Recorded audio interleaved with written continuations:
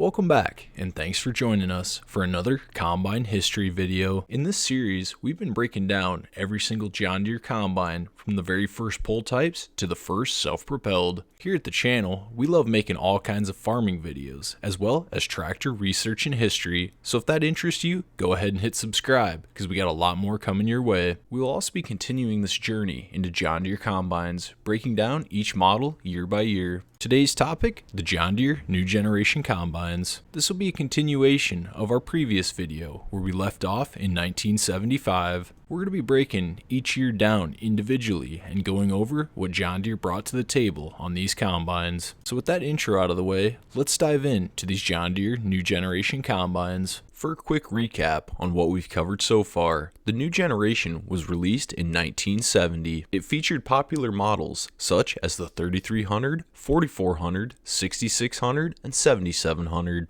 These new generation combines would replace such models as the 95 and the 105, and would be the first to feature quick-attach heads. From 1970 to 75, we'd see multiple changes to these combines, including a turbo version, as well as a side hill version for the 6600. They'd feature revolutionary designs and features compared to the combines from the previous decade. By the time we made it to the mid-70s, you'd see comfort becoming a big focus for inside the cab. We'd see small improvements up to this point, whether it be AC or overall comfort. But in 1976, we'd finally get a quieter cab. This quieter cab would also be accompanied by a 5-way adjustable personal posture seat. This would be the same style seat that John Deere was using in their Generation 2 30 Series line of tractors. However, this would only be made as an option for 1976, as the old style seat was still available.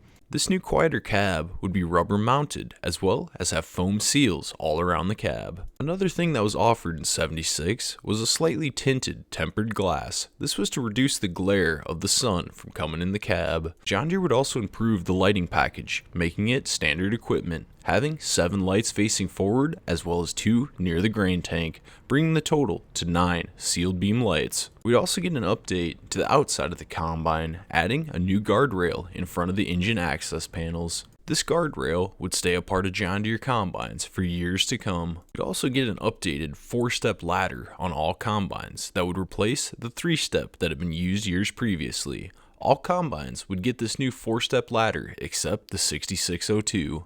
The landing gear would also get a slight change in 76, going to a black background as opposed to its yellow background it had in years previous. This new logo design would be updated for all combines, pull-type combines, and heads. 76 would also see the end of the option for the variable speed ground drive on the 6600s. The options left on this machine would be the hydrostatic ground drive or the posi torque. The hydrostatic ground drive was becoming a very popular option among farmers.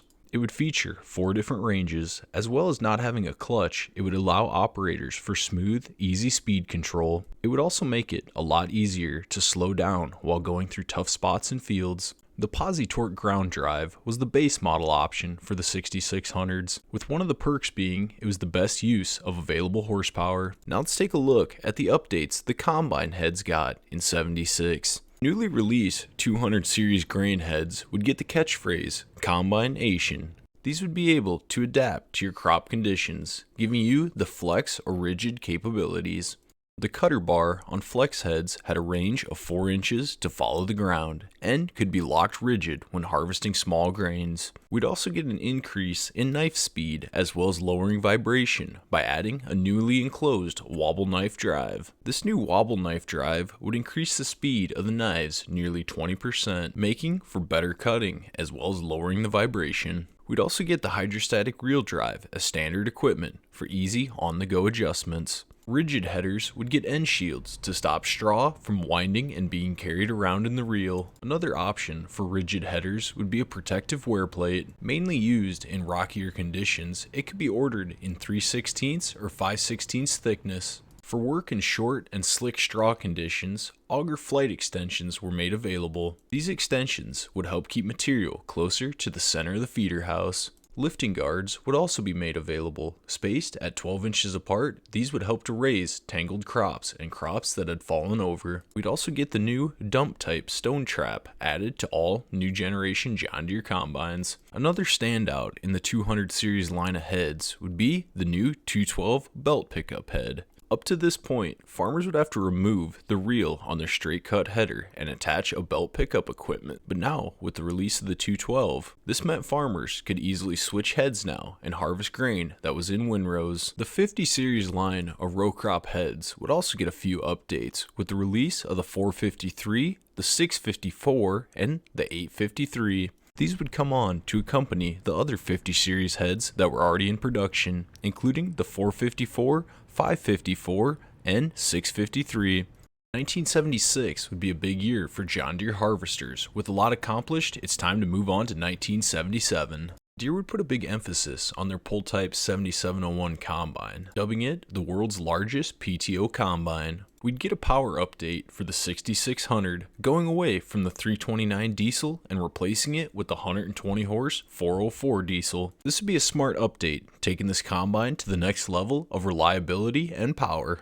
6600 combines equipped with the hydrostatic ground drive would also get the option for hydraulic power rear-wheel drive. Along with this, the 6600s and 7700s with the power rear-wheel drive would get the option for a quick detach mud shield. The 6602 side hill combine would be equipped with the 404 turbocharged diesel engine. This would allow combine operators to harvest grain at up to a 45% slope. Deere would also update the new guardrails they installed in the combines the previous year and add a non-skid walkway. Along with these features, a new over-centered latch helps you to open and close the engine access panel. The personal posture seat that was introduced the year previously would now become standard equipment on all new generation combines. One of the things that John Deere didn't bring to 1977 was the 3300 combine. It would finish up its production run in 76. The main reason this combine was cut from the John Deere lineup had to do with sales and its size. By the time 1978 would roll around, John Deere was starting to really begin to dial in how they wanted their combines to look and perform. The 7700s would be able to put out 145 horsepower, still using the 404 turbo diesel. Some of the most notable changes from looking at the combine would be that the rotary intake drum is now black on all models. We'd also get updates to the unloading auger on the 6600s and 7700 combines. The manual locking mechanism would be replaced with a new hydraulic locking mechanism.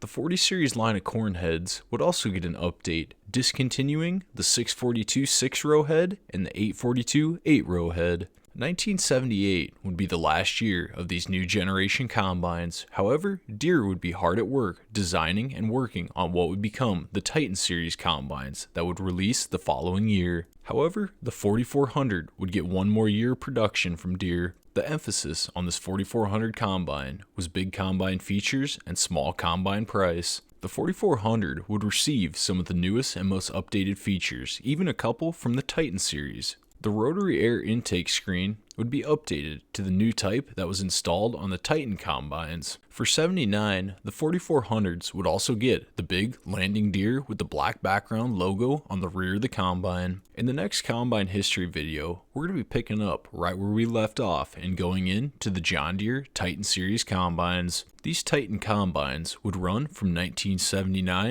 to 1978, bringing us even more revolutionary features as well as more power and more size. So that's going to conclude the series for the new generation John Deere combines. I hope you guys enjoyed. And if you're curious about learning about John Deere's first combines or the combines that got us to this point, I'll have those linked in the description. I would also like to thank all of you guys for watching the videos and getting us to 10,000 subscribers, as well as Matthew Cabanuk for sending over some incredible pictures as well as information.